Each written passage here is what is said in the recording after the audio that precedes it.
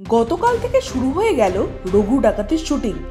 দেব এমনটাই জানিয়ে একটা পোস্টার ড্রপ করেছে তার সোশ্যাল মিডিয়া প্ল্যাটফর্মে।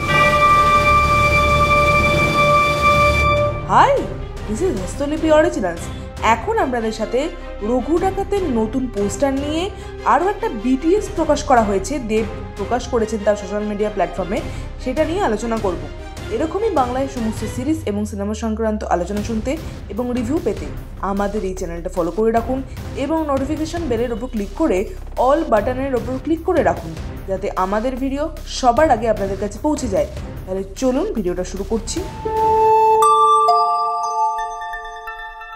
হস্তলিপি originals, the ultimate filmy dose.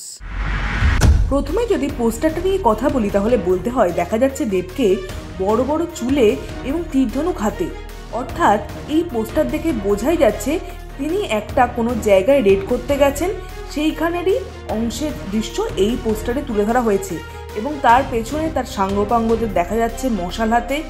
এক কথা, এই পোস্টারটা দুর্দান্ত হয়েছে। এই পোস্টারটার মধ্যে যে অ্যাপ্রোচ সেটা একদম র হিসেবে দেখা যাচ্ছে এই পোস্টারে। এছাড়াও এই পোস্টারটা, অর্থাৎ এই পোস্টারটার সাথে ছবিটার মধ্যে যে রুটেড কালচারটা থাকবে সেটা এই পোস্টারটা দেখে স্পষ্ট। সব মিলিয়ে এই পোস্টারটা ভীষণ ভালো হয়েছে। হাইপ বাড়ানোর জন্য এই পোস্টারটা বেশ ভালো।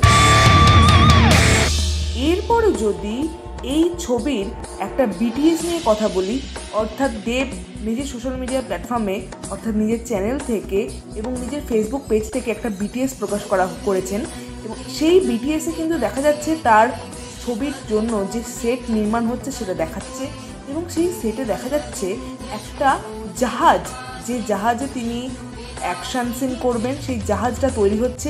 সেটা বিশাল বড়োভাবে তৈরি করা হচ্ছে এবং সেইগুলো দেখছেন দেব কীভাবে তৈরি করা হচ্ছে, কারণ এই ছবির ক্রিয়েটিভ ডিরেক্টর হিসেবে যুক্ত আছেন দেব, তাই দেব সব কিছু দেখে নিচ্ছেন এই ছবির বিষয়। আর যে বিটিএসটা প্রকাশ করা হয়েছে তার ব্যাকগ্রাউন্ডে যে গানটা বাজছে, অর্থাৎ যে ব্যাকগ্রাউন্ড মিউজিকটা বাজছে সেটা দুর্দান্ত। আমি জানি না তার মিউজিক ডিরেকশন কে দিয়েছেন, রথিজিৎ নাকি নীলায়ন, কিন্তু এই মিউজিকটা একটা কিকে অ্যাজ হয়েছে, মানে গুজবাম্পস দেওয়ার মতো মিউজিক। এই গানটায় যদি দেবকে খাড়া হাতে নাচতে দেখা যায় সেটা কতটা যে দর্শকদের পাগল করে দেবে সেটা আর বলার অপেক্ষা রাখে না। এছাড়াও শর্মিলা মাইতি নামে যে জার্নালিস্ট আছে, যার ফেসবুক এবং ইউটিউব চ্যানেল আছে, তিনি একটা খবর প্রকাশ করেছেন যে 100 ফুটের সেট নাকি তৈরি হচ্ছে রঘু ডাকাতের জন্য। বাংলার এই প্রথম 100 ফুটের সেট তৈরি হচ্ছে রঘু ডাকাতে। এটা বলাই বাহুল্য, এই ছবিটা কিন্তু বিশাল বড় বাজেটের ছবি। দেব কিন্তু সেটা নিজেও জানিয়ে দিয়েছেন। এর থেকে বোঝা যাচ্ছে এই ছবিতে কোনো খামতি থাকবে না। আপনাদের রঘু ডাকাত নিয়ে কী বক্তব্য? রঘু ডাকাতের জন্য আপনারা কতটা এক্সাইটেড অবশ্যই কমেন্টে লিখে জানাবেন। দেবকে রঘু ডাকাত সেজে কেমন লাগছে, কতটা মানিয়েছে সেটাও কমেন্টে লিখে জানাবেন। আর আমাদের এই ভিডিওটা লাইক করতে মিস করবেন না প্লিজ।